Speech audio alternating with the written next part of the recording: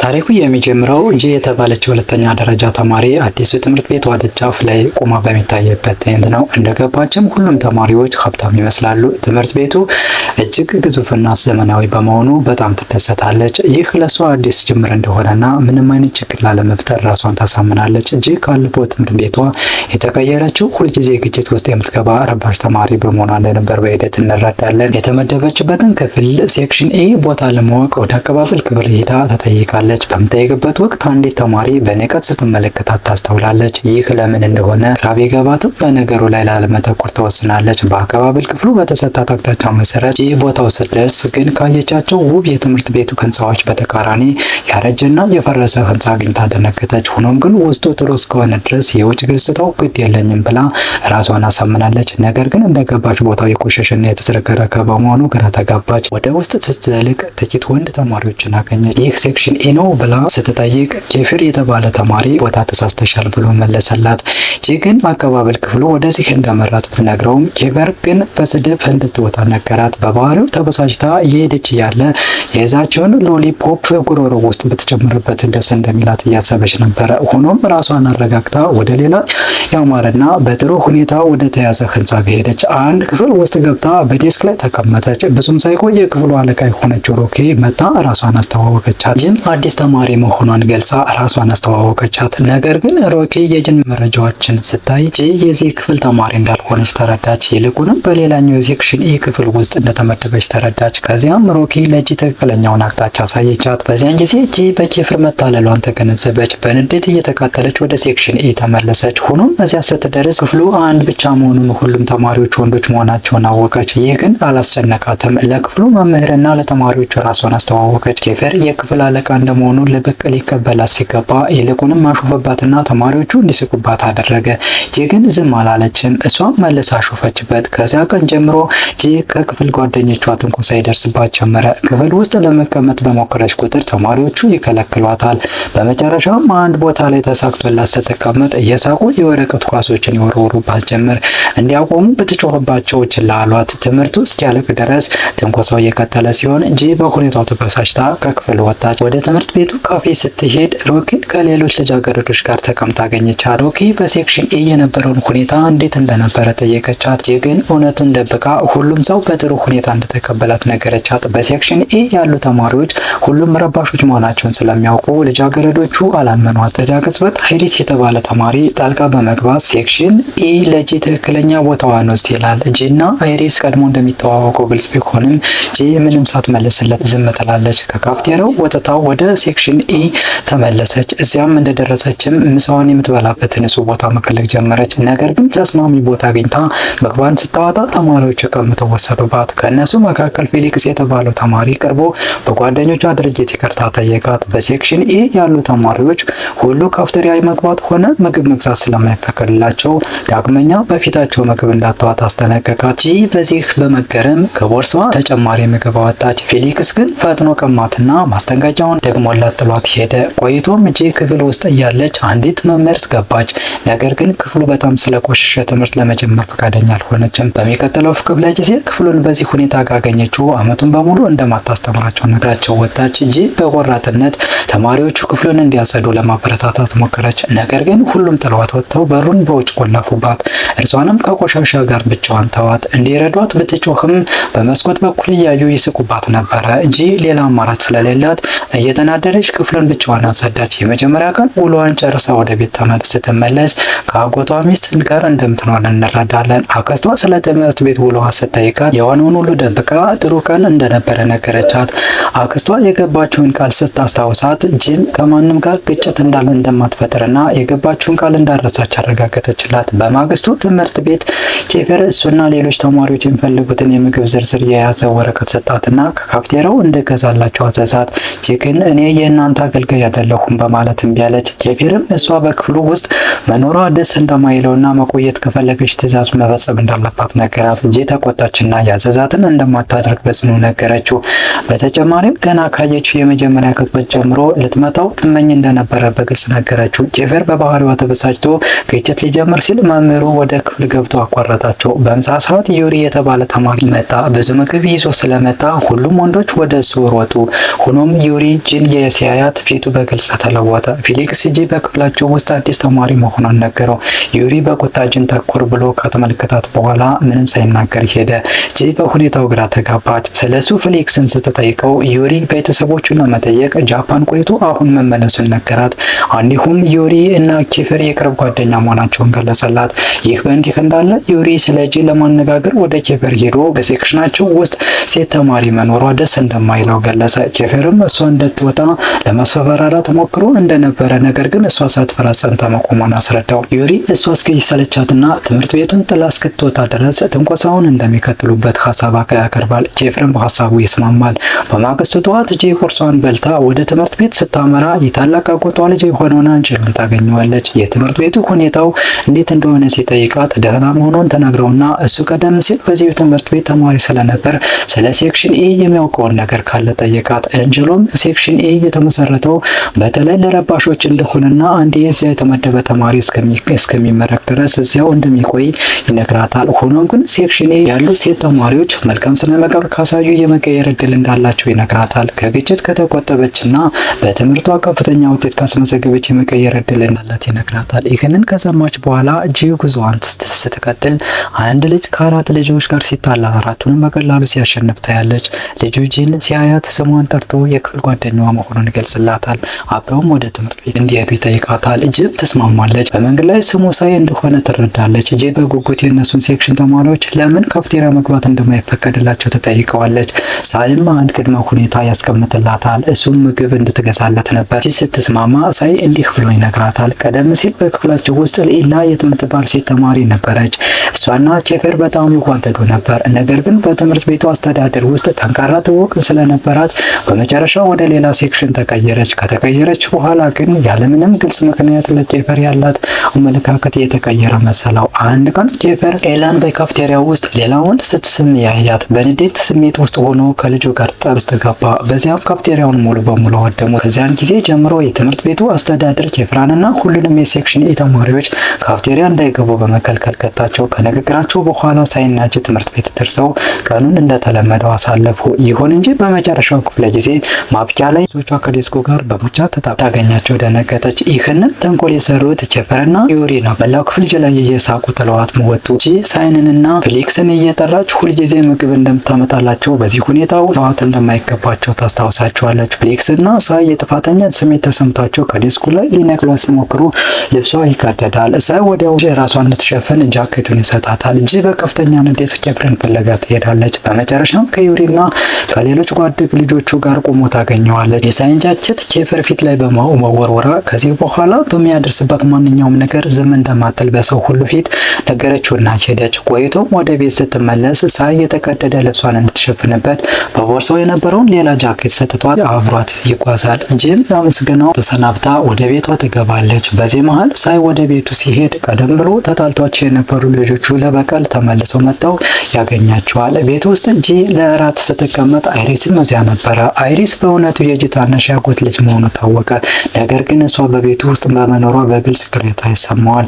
አንጀሎ ይህንን ያስተውላል። አይሪስ ጂን በመኪናው ወደ ትምህርት ቤት እንደማያደርሳት ሲረዳም ይበሳጫል። ከዚያም ከነገ ጀምሮ ጂን ወደ ትምህርት ቤት እንዲወስዳትና ከማንኛውም ጉዳት ደህንነቷ የተጠበቀ መሆኑን እንዲያረጋግጥ ለአይሪስ ይነግረዋል። በማግስቱ ጠዋት አይሪስ የአንጀሎን ትዕዛዝ በመቀበል ጂን በመኪና ወደ ትምህርት ቤት ይወስዳታል። ጂ ክፍል ስትደርስ ኬፈር በድጋሚ እሱና ጓደኞቹ የሚፈልጉት የምግብ ዝርዝር የያዘውን ወረቀት ከገንዘብ ጋር ሰጣት። ጂ ግን ለአንተ ምንም ማድረግ ግዴታ የለብኝም በማለት በንዴት ትጮህበታለች። ምግቡን የምትገዛው ለጓደኞቹ ብቻ እንደሆነና ለእሱ ግን ምንም እንደማታርግ በግልጽ ነገረችው። ጂ ወደ ካፍቴሪያ ሂዳ ከፊር የጠየቀውን ምግብ ሁሉ ገዛች። ስትመለስ ባደረገችው ነገር ሁሉም ተደሰቱ። ኬፈርም ቢሆን ሁኔታው አስገርሞታል። ከዚያም ፌሊክስ ጂን አብራቸው እንድትበላ ጠራት። እሷም ደስታ ተከላከለቻቸው። ሆኖም ዩሪ በሁኔታው ስላልተደሰተ በንዴት ጥሏቸው ወጣ። ቆይቶም ክፍል ውስጥ እያሉ መምህርት የተማሪዎችን የትምህርት ደረጃ ለመመዘን ስማቸውን መጥራት ጀመረች። ወንዶቹ ለትምህርት ለትምህርት ግድ የሌላቸው በመሆኑ አንዳቸውም ለመምህርቷ ጥያቄ መልስ አልሰጡም። በመቀጠል መምህርቷ የጂን ሙሉ ስም ስትጠራ የአያቷ ስም ከአይሪስ ጋር ተመሳሳይ መሆኑ ታወቀ። ኬፊር ወዲያውኑ ስለ አይሪስ እና ስለ እሷ ዝምድና ጠየቃት። ጂን የአጎቷ ልጅ መሆኑን በዝግታ መለሰችለት። በዚያ ቅጽበት ጂ በክፍሉ ውስጥ ያለው መንፈስ መቀየሩን ታስተውላል። በክፍሉ ውስጥ ያሉ ተማሪዎች ሁሉ የተቆጡ ይመስላሉ። በክፍል ጓደኞቿና በአይሪስ መካከል የሆነ አይነት ታሪክ ወይም ግጭት እንዳለ ግልጽ ቢሆንም እሷ ግን ምን እንደሆነ ምንም ታውቀው ነገር የለም። ከክፍል ጊዜ በኋላ ጂ ከማንኛውም ወንድ የክፍል ጓደኛዋ ጋር ለመነጋገር ብትሞክርም ሁሉም ሙሉ በሙሉ ይሸሻቷል። ሊያናግሯትም ፈቃደኛ አልሆኑም። ይህ በእንዲህ እንዳለ ኬፊር እና ዩሪ የክፍል ጓደኞቻቸውን ሰብስበው ስለ ጂ በኢንተርኔት መረጃ መፈለግ ጀመሩ። የቀድሞ የትምህርት ቤቷን ስም ያውቁ ሲሆን እዚያም እጅግ ረባሽ ተማሪ እንደነበረች ደረሱበት። በተጨማሪ በአንድ ወቅት አንድ ወንድ ተማሪን በእርሳስ እንደወጋችና ለበርካታ ተማሪዎች ከባድ ጉዳት መድረስ ተጠያቂ እንደነበረች ተረዱ።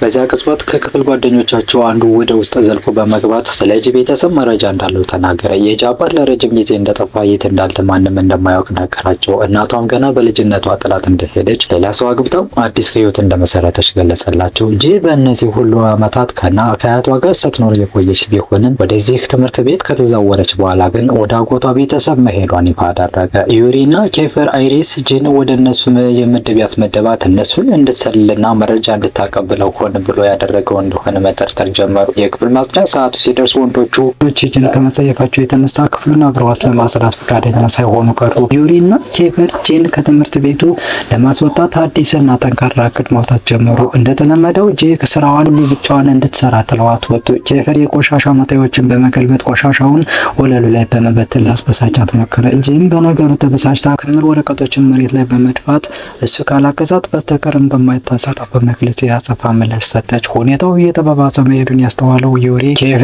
የቁጣ ስሜቱን መፋቅቶት ጂን ሊመታት እንደሚችል ስለገመተ ጣልቃ ገባ። ኬፊር ችግር ውስጥ እንዳይገባ ከእርሷ ጋር ሆኖ የክፍሉን እንዲያጸዳ አሳመነው። ኬፊርም ተረጋግቶ የዩሪን ምክር በመስማት ከጂ ጋር በመሆን ክፍሉን አጸዳ። በማግስቱ ጂ ከአይሪስ ጋር በመኪና ወደ ትምህርት ቤት እየሄደች እያለ በድንገት ሳይ በመንገድ ላይ ሲሄድ አየችው። ጂ አይሪስን በመኪናውን እንዲያቆምላትና ከክፍል ጓደኛዋ ጋር ወደ ትምህርት ቤት መሄድ እንደምትፈልግ ነገረችው። ከሳይ ጋር እየተጓዙ ሳለ ለምን ከትምህርት ቤት እንደቀረ ጠየቀችው። ሳይም ቀደም ሲል ደብድበዋቸው ከነበሩ ልጆች ጓደኞቹ ጋር ሌላ ተብስ ውስጥ ገብቶ እንደነበር አስረዳት። ሆኖም የዚህኛው ጊዜ ግጭት በጣም ከባድ እንደነበርና ከፍተኛ ጉዳት እንደደረሰበት ገለጸላት። በዚህ ምክንያት እስኪያገግም ድረስ ቤትም አርፎ ለመቆየት እንደወሰነ ነገራት። ጂ በበኩሏ በክፍሉ ውስጥ የሆነውን ተማሪዎች የአይሪስ የአጎት ልጅ መሆኗን ሲያውቁ ያሳዩትን ምላሽ ነገረች። እሱም እንደነሱ ሊሸሻት እቅድ እንዳለው ጠየቀችው። ሳይ ግን እንደማይሸሻትና በዚህ ጉዳይ ለመጨነቅ እንደሌለባት በማረጋገጥ አረጋጋት። አብረው ወደ ትምህርት ቤት ሲጓዟቸውን ቀጠሉ። ቆየት ብሎም ሳይ ጂን ከአንድ ህንፃ ጀርባ ወስዶ የክፍል አለቃ ምርጫውን እንድትታዘብ አደረጋት። ሆኖም ጂ እውነተኛ የምርጫ ሂደት ባለመኖሩ ደነገጠች። ይልቁንም ምርጫው የሚካሄደው አሁን ባለው የክፍል አለቃ ኬፊር እና ሰውን ለማቀማት በተገዳደረው ዴቪድ በተባለ ተማሪ መካከል በሚደረግ የጡንቻ ፍልሚያ ነበር። በፍልሚያ አሸናፊ የሚሆነው አዲሱ የክፍል አለቃ ይሆናል። ግጥሚያው ተጀመረ። ኬፊር እና ዴቪድ እርስ በርስ በከፍተኛ ሁኔታ የተተካኩት ጨካኝ ፍልሚያ ውስጥ ገቡ። ትግሉ በጣም ከባድና አስፈሪ ነበር። ሆኖም በመጨረሻ አሸናፊ ሆኖ ወጣ። ተማሪዎቹ በደስታ የጮሁ ኬፊርን በትከሻቸው ተሸክመውት ሄዱ። ጂ ግን የአካባቢውን ለቀብር ለመሄድ ፈቃደኛ አልሆነችም። ይልቁንም ወደ ዴቪድ በመጠጋት ወደ ቤቱ እንዲሄድ ረዳቸው። በማግስቱ ክፍል ውስጥ ጂ ለሳይና ለዴቪድ ምግብ ይዛ መጣች። ይህ በእንዲህ እንዳለ ዩሪና ኬፊር ሁኔታው ስላልተመቻቸው በትኩረት ይከታተሏት ነበር። ጂ ከክፍል ወንዶች ሁሉ ጋር እየተላመደች እንደሆነና እነሱም በጥሩ ሁኔታ ሊያስተናግዷት እንደጀመሩ ግልጽ ሆነ። ይህም ኬፊርንና ዩሪን አሳሰባቸው። ምክንያቱም እሷ በሴክሽናቸው ውስጥ ሰላም እንዲሰማት አይፈለጉም ነበር። በዚያው ቅጽበት አንዱ የክፍል ጓደኛቸው ቀጣዩ ክፍል ጊዜ የስፖርት መሆኑንና ወደ ጂምናዚየም ለመሄድ መዘጋጀት እንዳለባቸው ነገራቸው። በዚሁ ሰዓት አይሪስ ከጓደኛው ጋር ተቀምጦ ስለ ሴክሽን ኤ ተማሪዎች ለሚቀጥለው ክፍል ጊዜ ወደ ጂምናዚየም እንደሚሄዱ ጓደኛው ይነግረዋል። እነሱ እየተነጋገሩ እያለ ኤላ ገብታ አይሪስን ሰላም ትለዋለች። ሁለቱ የፍቅር ግንኙነት እንዳላቸው በሁኔታቸው ይታወቃል። ከዚያም አይሪስ ያጎቱን ልጅ ማንም ተማሪ እንዳይነካት ለመከታተል በሚል ሰበብ ወደ ጂምናዚየም ለመሄድ ወስናል። ይሁን እንጂ ጂምናዚየም እንደደረሰ ሆን ብሎ ለኤላ በጣም በመቅረብ ኬፊርን ለማበሳጨትና ለማነዳድ መሞከር ጀመረ።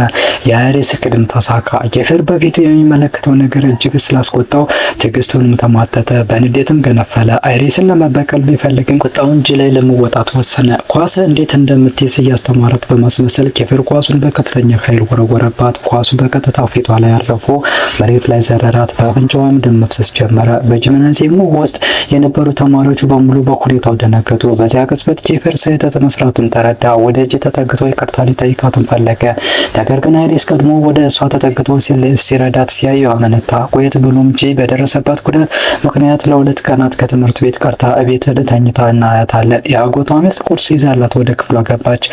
ጂ ለትምህርት ቤት ትባብና የደረሰባት ላለው ነገር አቅም እንደሌላት እንዲሁም ትምህርት ቤቱን ለመልቀቅ እንደምትፈልግ ለአክስቷ ነገረቻት። ምንም አይነት ችግር ላለመፍጠር ቃል ስላስገባች ትንኮሳው የሚደርሱባትን ተማሪዎች እንዴት መቋቋም እንዳለባት ግራ እንደገባት አመነች። አክስቷ ግን በደልንና ትንኮሳን በዝምታ መታገስ እንደሌለባት እንዲሁም ያለምንም ግነት ራሷን መከላከል እንደምትችል ነገረቻት። ቆይቶም ጂ መድኃኒት ለመግዛት ወደ ውጭ ትወጣለች። ነገር ግን በድንገት የክፍል ጓደኞቿ ከቤቷ ተደቀኑባት። ሊይዟትና በግድ ይዘዋት ሊሄዱ ቢሞክሩ ራሷን ለማዳን ስታመልጥ ባልተጠበቀ ሁኔታ የኬፈር እቅፍ ውስጥ ገባች። እሱ ገና ከመጀመሪያው ጀምሮ ከኋላዋ ቆሞ ነበረ። ኬፈር ጓደኞቹ እሷን ወደ እሱ ሊያመጧት ብቻ እንደሞከሩ ይነግራታል። ካፌ ውስጥ አብረው ተቀመጡ።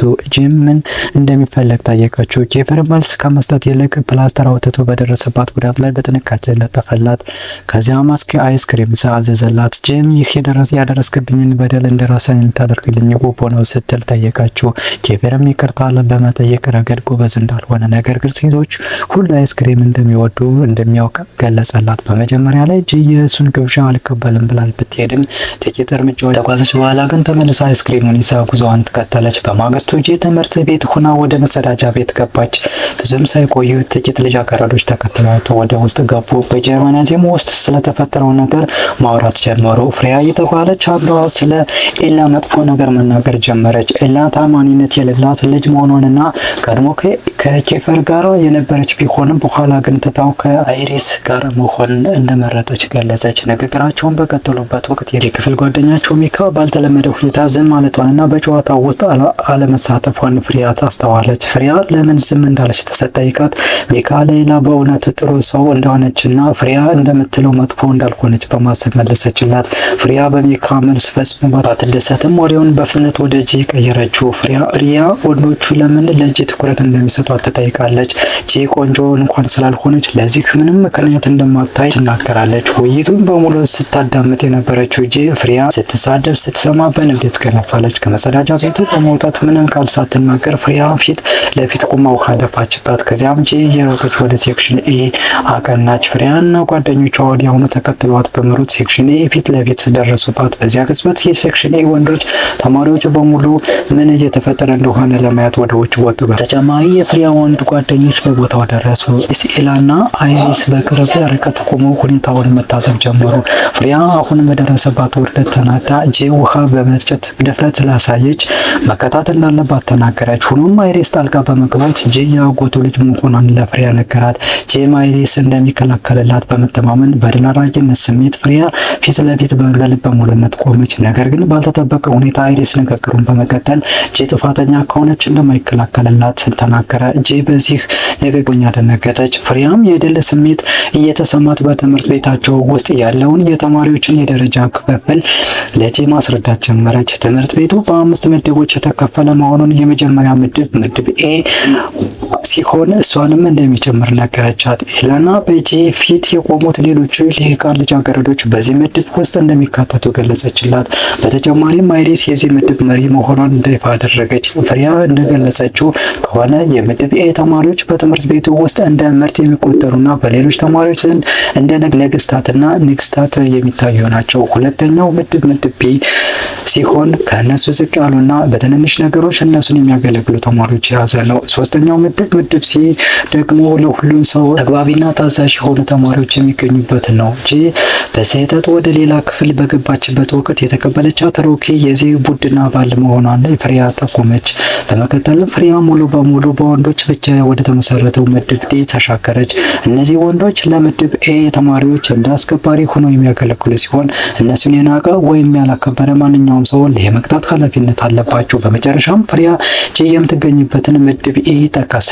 ይህም ምድብ በመላው ትምህርት ቤቱ ዝቅተኛው ደረጃ መሆኑና ለማንም ግድ እንደማይሰጣቸው በማስታወስ አሾፈችባት። ማብራሪያውን ካጠናቀቀች በኋላ ፍሬያ ጂ ከቅጣት የምታበልጥበት መንገድ አቀረበችላት። ጂ ይቅርታ የምታገኘው ተንበርክካ የፍሬያን ጫማ ካሳመች ብቻ እንደሆነ ነገረቻት። ጂ ግን በድፍረት ጥያቄውን ውድቅ አደረገች። ይልቁንም በመጸዳጃ ቤት ውስጥ ሆና የፍሬያ ስለ ኤላት ስትናገር የነበረውን መጥፎ ወሬ ሁሉ ተሰበሰበው ሰው በግልጽ ተናገረች። ፍሬያ በኤላ ጀርባ ጥላሸት ስትቀባ እንደነበረ የማትረባ ብላ እንደሰደበቻት ጭምር አጋለጠች። ፍሬያ አይሪስ ስለ ኤላ መጥፎ መናገሯ እንደሚቀጣ ስላወቀች ክፉኛ ደነገጠች። በመረበሽም ስለ ኤላ መጥፎ ነገር ተናግሬ አላውቅም በማለት ዋሸች። ከዚያም ሁኔታውን በማጣመም ስለ ኤላ መጥፎ የተናገረችው ሚካ ነች በማለት በሐሰት ከሰሰቻት። ከፍሬያ ጋር የነበሩት ሌሎች ልጃገረዶችም ይኸው ፍሬያን ውሸት በመደገፍ በሚካ ላይ መሰከሩ። ሚካ በሁኔታው ተደንግጣ ራሷን ለመከላከል ሞከረች። ለኤላ ምንም አይነት መጥፎ ነገር እንዳልተናገረች ለአይሪስ ለማስረዳት ጣረች። ሆኖም አይሪስ የሚካን ልመና ችላ በማለት የምድብ ዲ ወንዶች እንዲቀጧት ታዘዘ። ወንዶቹ ሚካን ይዘው በሁሉም ፊት ሊደበድቧት ሲዘጋጁ አሌክስ የተባለ የምድብ ኢ ተማሪ ጣልቃ ገባ። አሌክስ የምድብ ዲ ወንዶችን በማጥቃት ሚካን ለመከላከል ተሳካለት። በዚህ መሃል አሌክስ የሚካ የቀድሞ ፍቅረኛ እንደነበረ ታወቀ። አሁን ውጥረቱ ይበልጥ አይሏል። አይሪስ ሚካ መቀጣት እንዳለባት ሲያልም ኬፈር ግን ይህንን ሀሳብ ተቃወመ። በዚህ ሁለቱ ፊት ለፊት ተፋተቱ። አይሪስ ኬፈርን በኃይል በመምታት ጥቂት ጥቃቱን ሲጀምር ሁኔታው ተቀይሮ ወደ ሰፊ ግጭት አመራ። በተማሪዎቹ መካከል ከፍተኛ የሆነ የቡድን ውጊያ ተቀሰቀሰ። ቆየት ብሎም ዩሪ እና ከፌር ስለተፈጠረው ነገር ቁጭ ብለው ወያየት ጀመሩ። ዩሪ ጂን ከክፍላቸው ለማስወጣት ያደረጓቸው ሙከራዎች ሁሉ እንዳልተሳኩ ገለጸ። ይልቁንም የክፍሉ ተማሪዎች ለእሷ ያላቸው አመለካከት እየተቀየረ ያዘኑላትና ወደ ቡድናቸው እየቀላቀሏት እንደሆነ ለኬፈር አስረዳው። ኬፈር ፈገግ ብሎ ለዩሪ በአንድ ድንጋይ ሁለት ወፍ የሚጥልበት አዲስ እቅድ እንዳለው ነገረው። ጂ በእሱ ፍቅር እንድትወድቅና በስሜት እንድትጠልፍ ካደረገ በኋላ ግንኙነቱን ሙሉ በሙሉ በማቋረጥ ልቧን እንደሚሰብረው አስረዳው። በዚህ መንገድ ጂን ከክፍሉ ማስወጣት ብቻ ሳይሆን በአጎት ልጅ ላይ ለደረሰው ነገር አይሪስን ማበሳጨትና መበቀል እንደሚችል ገለጸ። ዩሪ በእቅዱ ተስማምቶ አብሮት ለመሰራት ወሰነ።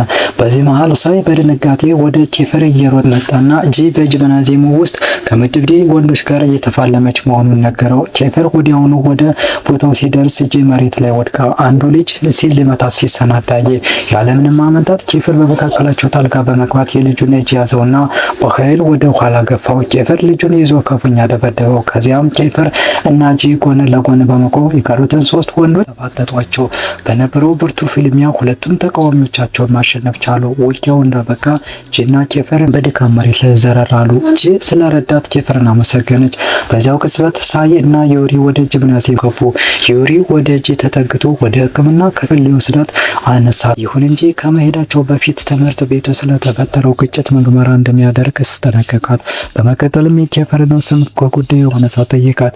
ምክንያቱም ኬፈር ሌላ ትልቅ ችግር ውስጥ ከገባ ከመደበኛ ትምህርት ቤቱ ሊባረር እንደሚችል ነገራት። ጂም ተስማምታ ስሙን እንደማታነሳ ቃል ገባችለት። በማግስቱ ኃይለኛ ዝናብ በመጣሉ የትምህርት ቤቱ አስተዳደር ተማሪዎች ቀድመው እንዲወጡ ወሰነ። ጂም አይሪስ መጥቶ ሊወስዳት ደወለችለት። ነገር ግን ከትምህርት ቤቱ ወጥታ በዝናብ ውስጥ በተበጠበቀው ሳይመጣ ቀረ። እዚያው ቁማ ሳለች ዩሪ ተመለከታትና በራሱ መኪና ሊያደርሳት እንደሚችል ነገራት። ጂ ሌላ አማራጭ ስለሌላት መኪና ውስጥ ገባች። እሱም ወደ ቤቱ መንዳት ጀመረ። ጂ በእርዳት እንደነበረ ያስተዋለው ዩሪ ሙቀት እንዲሰጣት ጃኬቱን ሰጣት። ብዙም ሳይቆይ ግን ዩሪ ወደ ራሱ ቤት እየወሰዳት መሆኑን ስታውቅ ጂ ተገረመች። እሱም ወደ ቤት የሚወስዷት መንገዶች በጎርፍ ስለመጥለቅለቃቸው መሄድ የማይቻል መሆኑን አስረዳት። የአየሩ ሁኔታ እስኪሻሻል ድረስ እሱ ቤት እንድታርፍ ጋበዛት። ጂ ምንም እንኳን ባታምንበትም ሀሳቡ ተስማማች። ጂ በዩሪ ቤት ግርማ ሞገስ ስለደነቀች ቤቱ እጅግ በዘመናዊነት እንቆጠቆጠ ነበር።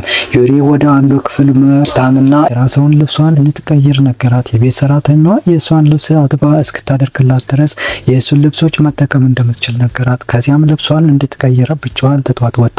ከጥቂት ቆይታ በኋላ ዩሪ ተመልሶ መጣና ሁለቱም ተቀምጠው ማውራት ጀመሩ። ጂ ስለ ቤተሰቦቹ ጠየቀችው። እሱም ወላጆቹ የንግድ ስራቸውን እያስተናገዱ ጃፓን እንደሚኖሩ ነገራት። በዚያ ግዙፍ ቤት ውስጥ ከአያቱ ጋር ብቻ እንደሚኖርም ገለጸላት። ቆየት ብሎም ዩሪ ጂን ይዞ ከአያቱ ጋር ምሳ ለመብላት ሄዱ። አያቱ ዩሪ አንዲት ሴት ጓደኛውን ወደ ቤት ሲያመጣ ለመጀመሪያ ጊዜ በመሆኑ በጣም ተገረሙ። በጨዋታቸው መሃል ጂ ባሳየችው ደግነት፣ መልካም ስነ ምግባር የአያቱን ቀልብ መሳብ የቻለች። በማግስቱ ትምህርት ቤት ውስጥ ጂ ዩሪን እያመሰገነችና እየተቀላለዱ ወደ ክፍል ሲሄዱ ኬፐር ዩሪ ኬጂ ጋር በደስታ ሲሳሳቅና ሲጫወት በማየቱ ክፉኛ ደነገጠ። በሁኔታው ግራ የተጋባው ኬፐር ዩሪን ለብቻው ወሰደ አድርጎ ትናንት ማታ ምን እንደተፈጠረ ጠየቀው። ዩሪ ሁሉንም ነገር አስረዳው። ኬፐር መበሳጨቱን ሲያስተውልም ይህ ሁኔታ በእቅዳቸው ላይ ምንም አይነት ለውጥ እንደማያመጣ አረጋገጠለት። ሁሉም ነገር ልክ እንዳቀዱት እንደሚቀጥል ነገረው። ብዙም ሳይቆይ ኬፐር እና ጄ ወደ ርዕሰ መምህሯ ቢሮ ተጠሩ። እዚያው ሲደርሱ የምድብ ወንዶች ቀድሞ ተገኝተው ነበር። ኬፐር እና ጄ ያለምንም ምክንያት ጥቃት ሰነዘሩብን በማለት ከሰሷቸው። ጄ ወዲያውኑ ራሷንና ኬፐርን ለመከላከል ብትሞክርም ርዕሰ መምህሯ ግን ሊያምኗት አልፈለጉም። ይህ የሆነው ኬፐር ቀደም ሲል በነበሩት የዲሲፕሊን ችግሮች ስሙ ስለሚታወቅ ነው። ርዕሰ መምህሯ ለተፈጠረው ግጭት ሙሉ ጥፋቱን በኬፐር ላይ ሲያሳርፉ ጄ ደነገጠች። በዚያ ቅጽበት ጄ ዩሪ የነገራትን አስታወሰች። ኬፐር ሌላ ከባድ ችግር ውስጥ ከገባ ከትምህርት ቤት ሊባረር እንደሚችል ስላወቀች እሱን ለመጠበቅ ወሰነች። ጄ ወደፊት በመጠጋት ለተፈጠረው ነገር ሁሉ ተጠያቂዋ እሷ መሆኗን ለርዕሰ መምህሯ ነገረች። ሆኖም ርዕሰ መምህሯ ኬፐርን ለመከላከል እያደረገች ያለችውን ጥረት በመገንዘብ ጥፋቱ በራሷ ላይ መወሰዱ እሷን ማስፈራራት እንደሚችል አስጠነቀቀቻት። ጄ ብትደነገጥም አሁንም ኬፐር ምንም የሚያውቀው ነገር እንደሌለ አጥብቃ ተከራከረች። በዚህ ምክንያት ርዕሰ መምህሯ የጄን አሳዳጊ እንደሚጠሩ ገለጹ። ከቢሮ እንደወጡ ኬፐር ላደረገችለት ነገር አመሰገናት። ከጥቂት ቆይታ በኋላ አንጀሎ ደርሶ ጄን በለብቻዋ ወሰድ አድርጎ አነጋገራት። ችግር ውስጥ በመግባቷ ቁጣውን እየገለጸላት ሲሆን ምንም አይነት ረብሻ ላለመፍጠር የገባችለትን ቃል አስታወሳት። ጄም ይቅርታ ስትጠይቅ ዳግመኛ ችግር ላለመፍጠር ቃል ገባች። ያንን ምሽት ኬፐር ከሌሎች የሆኑ ክፍል ጓደኞቻቸው ጋር በዩሪ ቤት ተገናኝቶ ነበረ። ኬፐር ጄ በእሱ ፍቅር እንድትወድቅ በማድረግ ልቧን ሰብሮ ከክፍሉ እንድትወጣ ስለማድረግ ስላወጣው እቅድ ተወያዩ። ዩሪ በእቅዱ ደስተኛ ባይመስልም ምንም ቃል አልተነፈሰም። በማግስቱ ትምህርት ቤት ውስጥ ጄ ከቆሻሻ መጠራቀሚያ በስተጀርባ ድምጽ ሰማች። ስትጠቀም ሜካ እዚያ ተደብቃ በማየቷ ተገረመች። ሜካ ስለ ኤላ መጥፎ ነገር የተናገረችው እሷ ነች ብሎ ስላመነ አይሪስ የምድብ ዲ ወንዶችን አሳደው እንዲቀጧት በማዘዙ ክፉኛ ደንግጣ ነበር። ለደህንነቷ በመስጋትም ስትሮጥና ስትደበቅ መቆየቷን ነገረቻት። ጄ በሜካ ሁኔታ አዝና ለምን የክፍል ጓደኞቿ ሊረዷት እንዳልሞከሩ ጠየቀቻት። ሜካም ብቸኛዋ ልትረዳት የምትችል ኤላ እንደነበረች፣ ነገር ግን እሷ በዚያ ቀን ትምህርት ቤት እንዳልመጣች ነገረቻት። ጄ ሜካን ወደ መጸዳጃ ቤት ወስዳ ከተጣበቀባት ቆሻሻ ካጸዳቻት በኋላ ካሳደጃ ትድናለች በሚል ተስፋ ወደ ሴክሽን ኤ ይዛት ሄደች። ሆኖም እዚያ ሲደርሱ ኬፐር በሜካ መምታት ተሰበሳቸው ከክፍል ሊያስወጣት ፈለገ። ጄ ግን ሜካ እርዳታ ትፈልጋለች በማለት ጮኸችበት። እሱም ቀድሞ እሷን እንደረዳት አስታወሰችው። ኬፐር ይህን አጋጣሚ እቅዱን ለመጀመር ተጠቀመበት። ለጄ የፍቅር ስሜት ባለው ሁኔታ ለእሷ ሲል ማንኛውንም ነገር ለማድረግ ፈቃደኛ መሆኑን ነገራት። ዩሪ ይህንን ሁኔታ በሩቅ ሆኖ ሲመለከት ቅናቱን ላደብቅ አልቻለም። ጄ በበኩሏ በኬፐር ንግግር ደንግጣ ምን እንደምትል ግራ ገባ። ትምህርት ሰዓት ማብቂያ ላይ ጄ ማንም ጥቃት እንዳይሰነዝርባት ሜካን እስከ ቤቷ ሸኘቻት። በመንገድ ላይም ጄ ስለ ኤሌክስና ስለ እሷ ታሪክ ጠየቀቻት። ሜካም አሌክስን በጣም ተወደው እንደነበርና አንድ ቀን ግን ኤላ መጥታ አሌክስን ከሌላ ሴት ጋር እንዳየችው እንደነገረቻት ገለጸችላት። መጀመሪያ ባታምንም በኋላ ላይ በካፌ ውስጥ አሌክስ ከሌላ ሴት ጋር ተቀራርቦ ስታየው የኤላ ንግግር እውነት መሆኑን አረጋግጣ ግንኙነታቸውን አቋረጠች። ሜካ አከላም ከዚህ ጊዜ ጀምሮ አሌክስ ይቅርታ እየጠየቀ ሊታረቃት ቢሞክርም እሷ ግን ሌላ እድል ለመስጠት ፈቃደኛ እንዳልሆነች ነገረች። ከዚህም አሌክስ ሌላ እድል ይገባዋል ስትል ጄን ጠየቀቻት። ጄ በአሌክስ ፊት ላይ የሚታየውን የጸጸት ስሜት ተመልክታ ሜካ ውሳኔ ከመስጠቷ በፊት በጥንቃቄ እንድታስብ መከረቻት። ያንኑ ምሽት ጄ አይሪስ በሜካ ላይ ስላደረገው ነገር ወቀሰችው። ድርጊቱ ስህተት እንደነበረን ሜካ ስለ ኤላ ምንም መጥፎ ነገር እንዳልተናገረች አስረዳችሁ። በዚህ መሃል ኤላ መጥታ አይሪስ በሜካ ላይ ያደረገውን ስትሰማ ክፉኛ አዘነች። አይሪስም ሊያባብላት ተከታላት። በማግስቱ ኤላ ስለ ሜካ ድምጽ በመሆኗ ጄን አመሰገነቻት። አይሪስም ዳግመኛ ሚካን እንዳይነካት ቃል እንዲገባ በማድረጓን ነገረቻት። ሆኖም ኤላ ጂን አሌክስን ከሚካ እንድታርቀው ጠየቀቻት። ጂን ግን በሌሎች የግል ህይወት ውስጥ የመግባት መብት እንደሌላት በመግለጽ ጥያቄውን ውድቅ አደረገች። ብዙም ሳይቆይ አንድ የሴክሽን ኤ ተማሪ በክፍል ጓደኞቻቸው ፊት ለሚካ አበባ በመስጠት ለረጅም ጊዜ ይወዳት እንደነበረና ሊነግራት ግን ድፍረት እንዳጥቶ እንደቆየ ገለጸላት።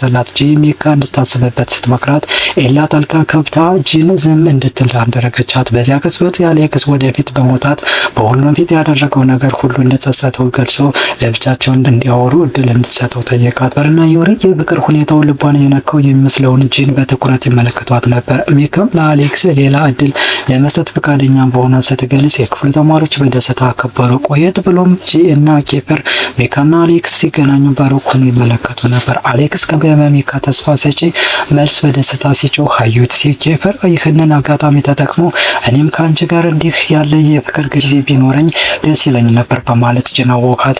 እሷን ግራ ተገብታ ጥላው ሄደች። ጂ ወደ መጸዳጃ ቤት ስትገባ በሩ ላይ ብዙ ነገሮች ተጽፈው ተመለከተች። ወዲያውም አንድ ሀሳብ መጣላት። ለዲቪድና ለሳይ ስልኳን በመጸዳጃ ቤት ውስጥ ደብቃ ቀረጸችውን ቪዲዮ አሳየቻቸው። ቪዲዮ የፍሬያ ስለ ኤላ መጥፎ ነገር ስትናገር በግልጽ የሚያሳይ በመሆኑ ለጂ ጠንካራ ማስረጃ ሆነላት። ጂ ወደ ቤተሰብ መለስ ቪዲዮን ለአይሪስ አሳየችውና በፍሬያ ላይ እርምጃ እንዲወስድ ጠየቀችው። አይሪስ የጂን ጥያቄ ውድቅ ሲያደርግ ጂ ክፉኛ ደነገጠች። አይሪስ ጂ እሱን ተጠቅማ በፍሬያ ላይ ለመበቀል እየሞከረች እንደሆነ እንደሚያውቅና ይህ እንዲሆን ደግሞ እንደማይፈቅድ ነገራት። ከዚያም ጥሏት ሄደ። ጂም እቅዷ በመክሸፉ ከፍተኛ ብስጭት ተሰማት። በማግስቱ ጠዋት ጂ በብስክሌት ወደ ትምህርት ቤት እየሄደች ሳለ በመኪና ውስጥ ያለ አንድ ልጅ መንገድ ለመጠየቅ አስቆማት። እሷም አቅጣጫውን ካሳየችው በኋላ መስክኗት ሄደ። በዚያው ቅጽበት ዩሪ ደረሰና ስለ ልጁ ጠየቃት።